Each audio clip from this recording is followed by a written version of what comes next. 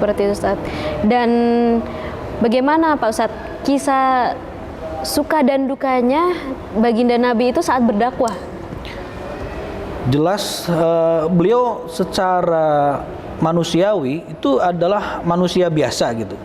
Justru beliau tidak akan jadi nabi dan rasul kalau beliau bukan manusia biasa. Kenapa? Karena kaitannya dengan surah Al-Ahzab. Laqad kana lakum fi rasulillahi uswatun hasanah. Kita diwajibkan untuk meneladani nabi, mencontoh nabi. Makanya nabi dan rasul itu diutus dari golongan manusia agar kenapa? Agar kita bisa meneladani. Coba kalau Rasulullah diutus dari golongan jin, kita nggak bisa meneladani sholatnya gimana, berkeluarganya gimana, nyisirnya gimana, pakai bajunya gimana, ketawanya gimana, sedihnya gimana. Tidak terlihat ya Pak Ustadz? Tidak terlihat. Makanya diutus dari golongan manusia agar kita bisa menunaikan kewajiban untuk meneladani beliau, termasuk bagaimana meneladani beliau saat kita berduka, saat kita berbahagia. Kan Rasulullah manusia biasa. Beliau berduka ketika wafat istri beliau, ketika wafat paman beliau, beliau amat sangat berduka. Tapi bagaimana berduka seorang muslim yang baik itu berbeda dengan berdukanya orang-orang yang tidak beriman gitu. Maka kita meneladani beliau. Suka dukanya jelas amat sangat banyak ya Rasulullah SAW.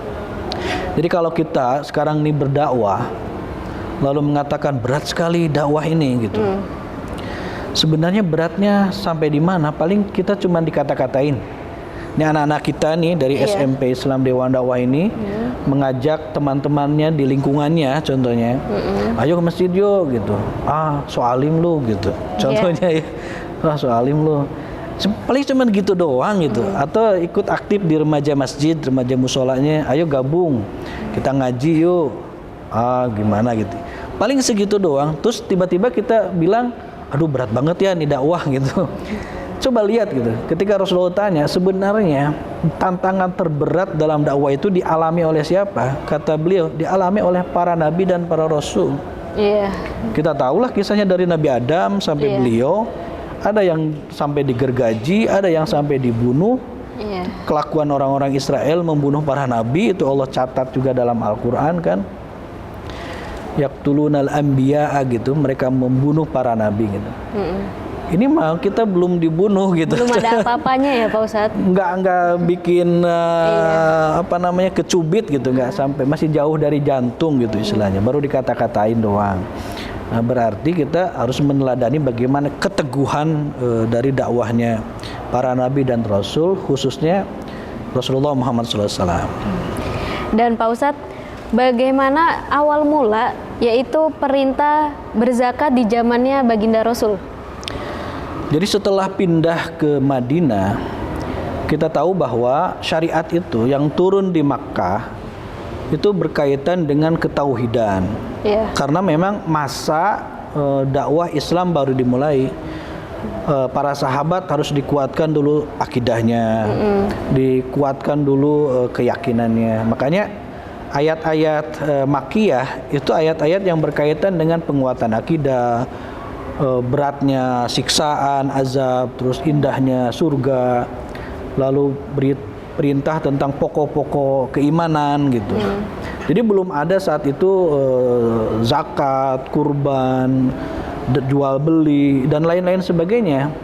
Itu baru kemudian turun perintah-perintah itu di masa periode Madinah itu. Saat beliau berada di Madinah. Saat sudah pindah hijrah ke Madinah.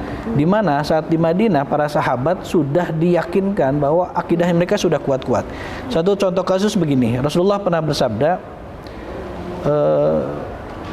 aku pernah melarang kalian ziarah kubur. Kuntu nahaitukum an ziyaratil kubur fazuruha. Nah, sekarang boleh ziarah. Itu dikatakan Nabi di Madinah.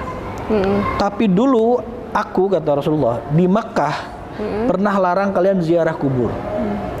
Tapi sekarang setelah di Madinah, silakan ziarah. Fa inna tuzkirul akhirah. Karena ziarah itu mengingatkan akhirat. Kenapa Rasulullah dulu di Mekah pernah larang ziarah? Karena saat itu iman para sahabat sedang digembleng, belum begitu kuat gitu. Akidahnya belum dibentuk. Betul. Khawatir ziarah itu malah minta-minta ke kuburan Iya, gitu, iya. malah berbuat syirik gitu. Iya. Tapi setelah di Madinah, silakan aja mau ziarah kubur. Tapi memang tujuannya untuk mengingatkan kita kepada akhirat, bukan untuk yang lain-lain. Iya, betul. Itulah kemudian turun di Makkah sebenarnya udah ada turun sholat, cuman para ulama berbeda pendapat apa sholat ini sholat 5 waktu atau yang lain-lain. Kan sholat 5 waktu itu pas diturunkan saat Mi'raj, Iya. diperintahkan saat Mi'raj. Tapi sebelumnya sudah ada sholat di awal-awal dakwah itu, cuman ada yang menyebutkan cuma 2 rakaat saja, waktunya beda-beda lain sebagainya. Tapi kemudian ketetapan sholat 5 waktu, zakat, kurban, haji itu setelah ada di Madinah. Makanya zakat itu mulai tahun kedua Hijrah, nanti ada kurban itu tahun ke-10 Hijrah ketika memang Rasulullah dan para sahabat melaksanakan ibadah haji kan, ketika Fathu Makkah, penaklukan kota Mekah pada saat itu. Baru pada saat itu diwajibkan untuk berkurban ya Pak Ustadz? Ada kewajiban syariat untuk berkurban bagi orang-orang yang ketemu gitu dengan Idul Adha. Masya Allah. Oke, mungkin untuk adik-adik sekalian ada yang ingin bertanya? Mungkin, ayo silakan dari Baninnya dulu. Ya. Assalamualaikum warahmatullahi wabarakatuh. Perkenalkan, nama saya Lutfi, asal sekolah saya SMP Islam Dewan Dakwah. Saya ingin bertanya Ustadz. Pertanyaannya adalah apa saja mukjizat Nabi Muhammad? Terima kasih Ustadz. Assalamualaikum warahmatullahi wabarakatuh. Waalaikumsalam warahmatullahi wabarakatuh. Mau semuanya langsung atau satu-satu Pak Ustadz? Satu-satu ya mungkin ya. Oke. Terima kasih Ananda Lutfi. Apa saja mukjizat Rasulullah Muhammad SAW? Banyak sekali tentu saja ya. Mukjizat terbesarnya adalah Al-Quran Al-Karim. Ada mukjizat beliau mengeluarkan susu dari celah-celah jari tangan beliau, membelah bulan, lalu mukjizat-mukjizat yang lain itu. Ada sangat banyak lah mukjizat beliau, seperti beliau pernah dikejar oleh Uraikid saat beliau hijrah. Uraikidnya jatuh lagi sama kudanya, gitu. Mukjizat beliau bisa mengetahui kejadian-kejadian yang di luar batas manusia gitu. Tapi mukjizat terbesar Rasulullah SAW adalah Al-Quran Al-Karim. Tidak akan ada lagi orang yang mampu membelah bulan gitu. Tidak akan ada lagi orang yang mampu mengeluarkan air susu dari jari tangannya gitu, dan lain-lain sebagainya. Dan kita nggak usah pengen dapat seperti itu gitu. Kita bukan nabi, bukan rasul, nggak usah cari ilmu kayak gitu. Nanti khawatir jatuhnya ke kesyirikan kita, ke perdukunan, ke mistik. Tapi justru manfaatkanlah ini mukjizat terbesar itu, yakni Al-Quran. Kita punya kewajiban, kita punya adab terhadap Al-Quran. Apa?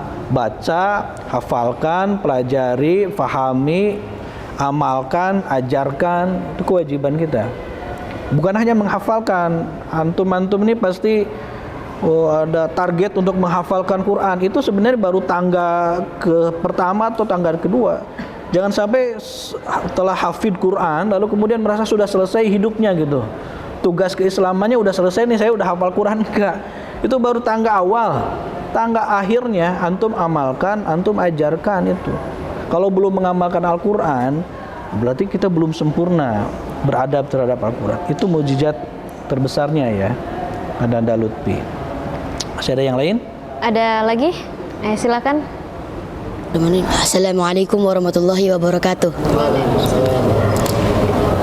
Nama saya Zaki Dafu, Wibowo Putra, dari asal sekolah SMP Dewan Dakwah. Saya ingin bertanya Ustadz. Pertanyaan adalah bagaimana strategi dakwah Nabi Muhammad SAW? Syukran. Assalamualaikum warahmatullahi wabarakatuh. Waalaikumsalam warahmatullahi wabarakatuh. Strategi dakwah Rasulullah SAW, beliau meskipun seorang yang ummi, tapi beliau ini adalah manusia paling jenius sepanjang sejarah peradaban manusia gitu. Jadi beliau memiliki strategi-strategi yang amat sangat luar biasa, yang itu sampai sekarang oleh para sarjana barat, oleh para cendekiawan terus dikaji, tidak pernah habis gitu. kajian-kajian, bahkan menjadi kajian-kajian yang levelnya internasional gitu. Selain kajian-kajian yang dilakukan oleh para tulab, jadi skripsi, jadi tesis, jadi disertasi kalau di Indonesia gitu. Dan ini tidak pernah kering bagaimana manusia, bagaimana kita mengkaji strategi dakwah Rasulullah SAW. Untuk kemudian itu kita amalkan dalam rangka juga mendakwahkan ajaran beliau gitu. Tapi tentu saja beliau berpedoman kepada firman-firman Allah Subhanahu wa taala. Seperti ayat ud'u ila sabili rabbik bil hikmah wal mau'izatil hasanah wajadilhum billati hi ahsan. Bahwa dakwah itu sampaikan dengan hikmah, dengan nasihat yang baik dan dengan diskusi juga, tapi dengan cara yang terbaik gitu. Ada banyak cara yang beliau lakukan. Seperti ada cara dengan dakwah bilisanil qaul, ada bilisanil hal, dakwah dengan perkataan kita, dengan ceramah kita.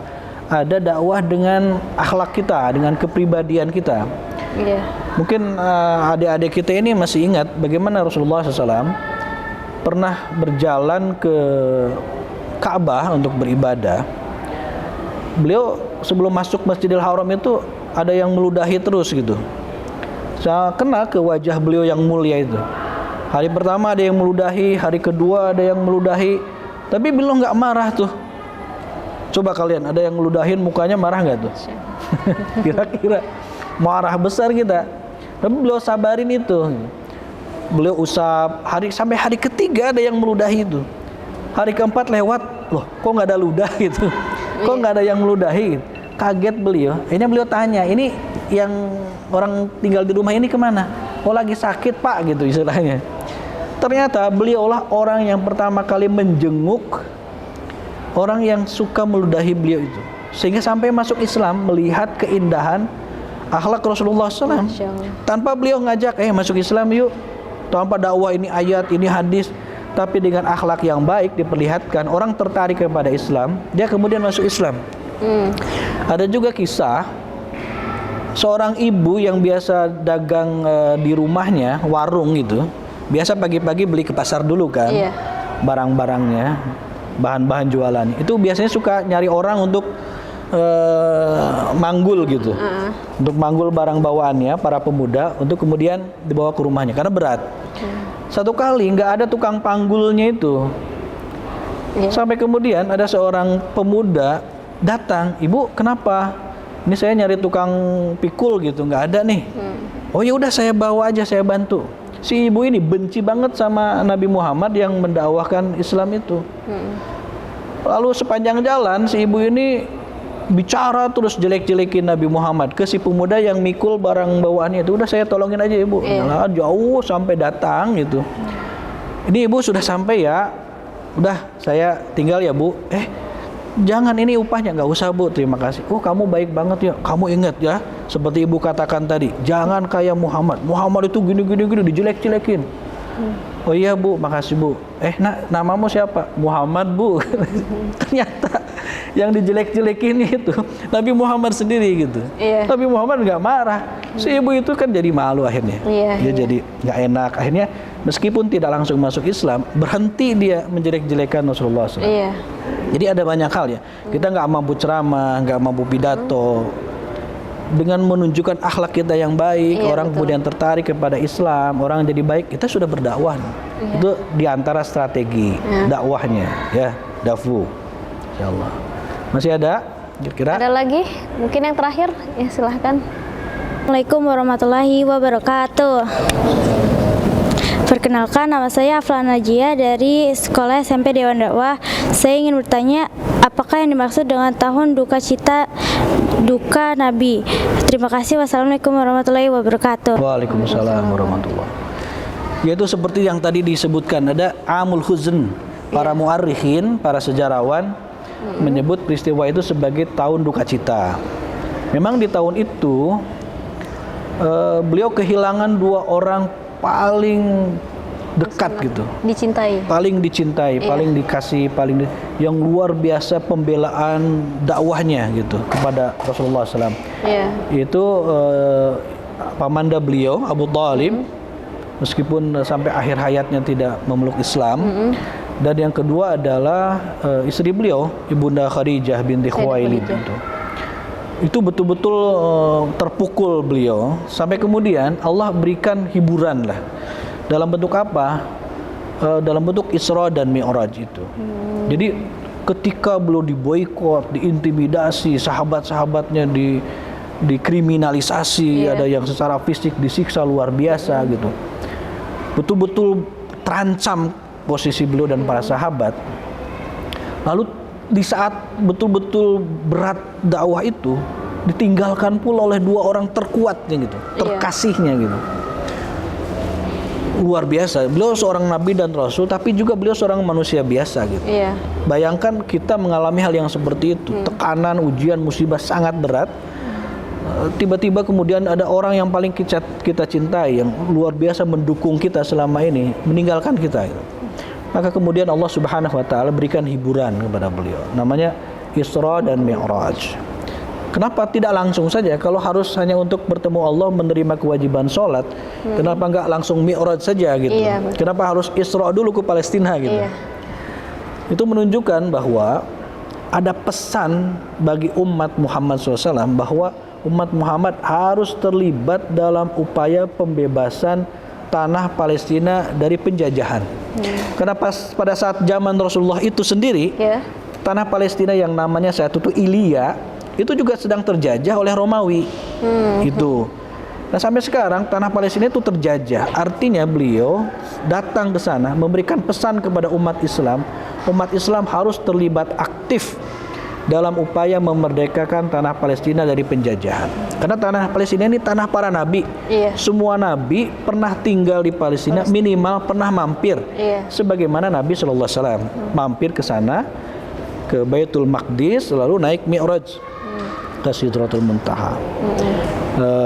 Ketemu dengan para nabi lah di situ. Langit pertama Nabi Adam, langit kedua Nabi Isa, langit ketiga Musa dan Harun, nanti langit keenam dengan Nabi Musa, langit keenam, langit ketujuh Nabi Ibrahim, lalu Sidratul Muntaha, lalu Baitul Ma'mur, lalu kemudian naik lagi bertemu Allah Subhanahu wa taala, menerima kewajiban 50 kali sholat sehari semalam.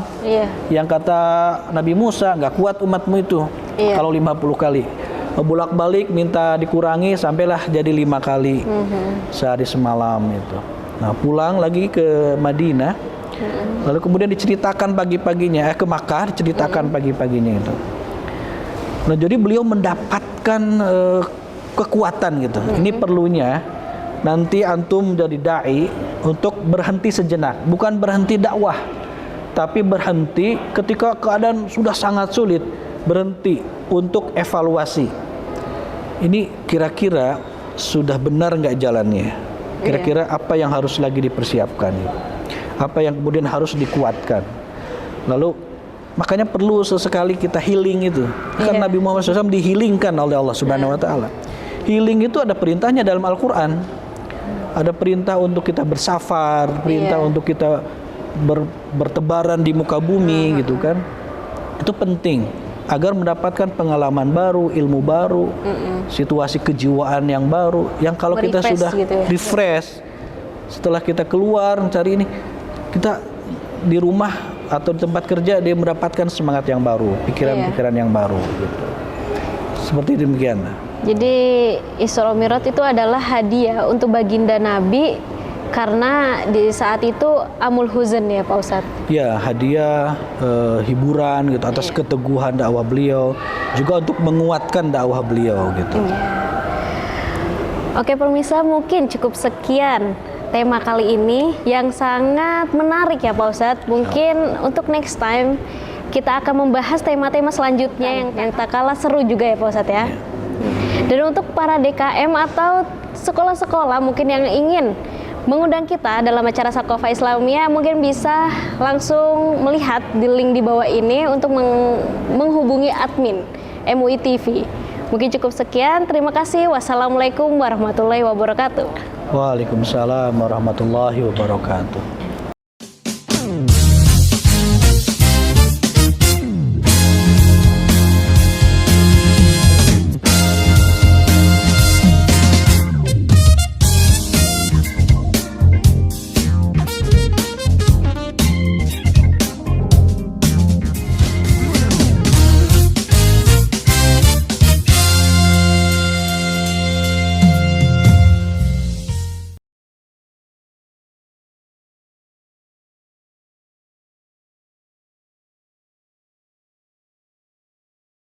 wabarakatuh.